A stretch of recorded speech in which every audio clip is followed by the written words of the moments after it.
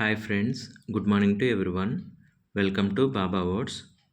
ఈరోజు బాబా వర్డ్స్లో వచ్చేలేకి దీక్షిత్కి బాబా ప్రియభక్తుల్లో ఒకడైన దీక్షిత్కి బాబాకి మధ్యలో జరిగిన ఆ, సంభాషణలు అనమాట. ఒకసారి చూద్దాము. బాబా ఒకానొక సందర్భంలో దీక్షిత్తో ఇలా అంటున్నాడు అనమాట. ప్రత్యేకంగా ఏమీ చేయించొద్దు, ఎక్కువ రుచులకి పోవద్దు, రొట్టెలు కూర చేయించు, నీ ఇంట్లోనే నైవేద్యం పెట్టి నువ్వు తిను, నీ కడుపు నిండితే నా కడుపు నిండినట్లే అని చెప్పేసి బాబా దీక్షిత్తో అంటున్నారనమాట. ఈ మాటలు అనేవి ఏ సందర్భంలో బాబా దీక్షిత్ గారితో అన్నారో ఒకసారి తెలుసుకుందాం. ఒకసారి బాబా ప్రియభక్తుల్లో ఒకడైన దీక్షిత్ జీవితాంతం వరకు రాత్రిపూట ఉపవాసం చేయాలని నిశ్చయించుకున్నాడు. అయితే తన నిర్ణయాన్ని దీక్షిత్ ఎవరికీ చెప్పలేదు.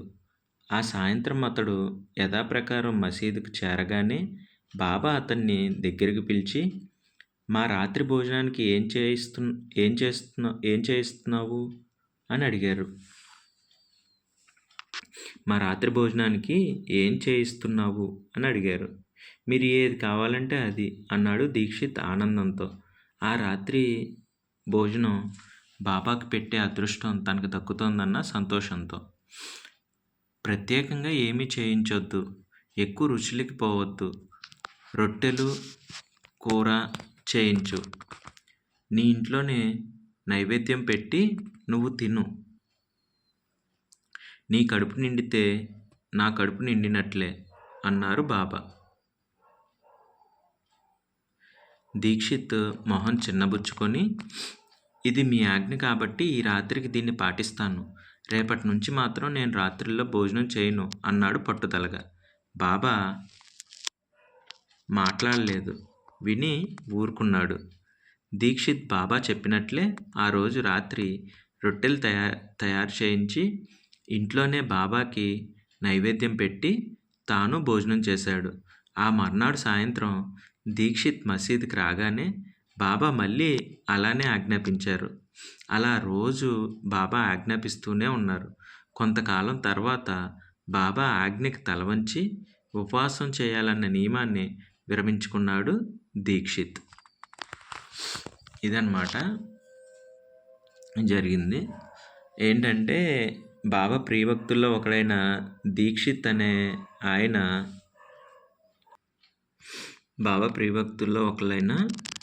దీక్షిత్ ఏంటంటే తను జీవితాంతం ఇంకా తను ఉన్నంతకాలం రాత్రిపూట భోజనం చేయకూడదు, రాత్రిపూట ఉపవాసం ఉండాలి అని చెప్పేసి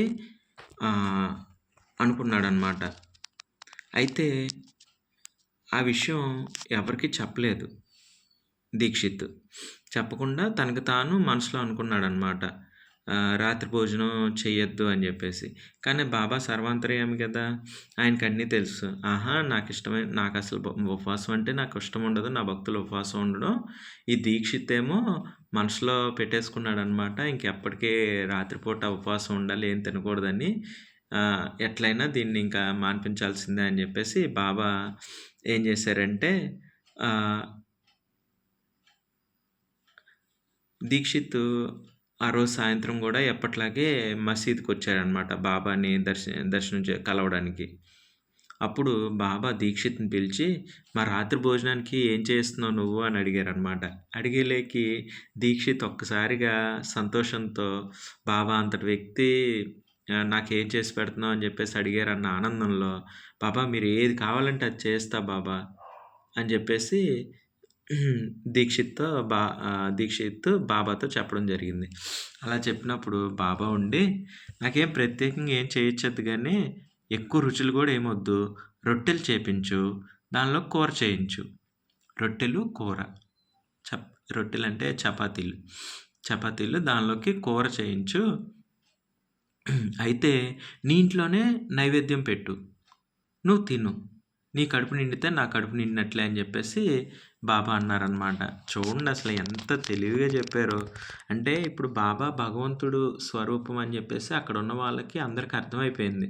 సో, ఇంట్లో బాబాకి పూజ చేసుకుంటున్నారు దేవుడి దగ్గర. అలాగే బాబాని దర్శనం చేసుకుంటున్నారు. ఏంటంటే మా దేవుడే బాబా రూపంలో వచ్చాడు, మా రాముడే వచ్చాడు, మా కృష్ణుడే వచ్చాడు, మా శివుడే వచ్చాడు. ఇంకా కులాలు మతాలకి అక్కడ లేనే లేదు.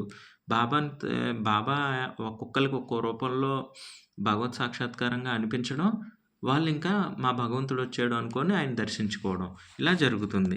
ఆ సందర్భంలో ఏంటంటే బాబా ఏమన్నారు, "నాకేం చేపిస్తావు?" అంటే, "మీరు చెప్పండి బాబా" అంటే అదే రొట్టెలు, కూర అంటే చపాతీ, కర్రీ చేయొచ్చు. అయితే నువ్వు నా దగ్గరికొచ్చి తినిపించడం కాదు, ఇంట్లోనే దేవుడి దగ్గరే పెట్టు. నీ ఇంట్లోనే పెట్టు. నైవేద్యం కింద పెట్టు. మళ్ళీ నువ్వు స్వీకరించు. నువ్వు తిను అని జెప్పేసి బాబా చెప్పారనమాట.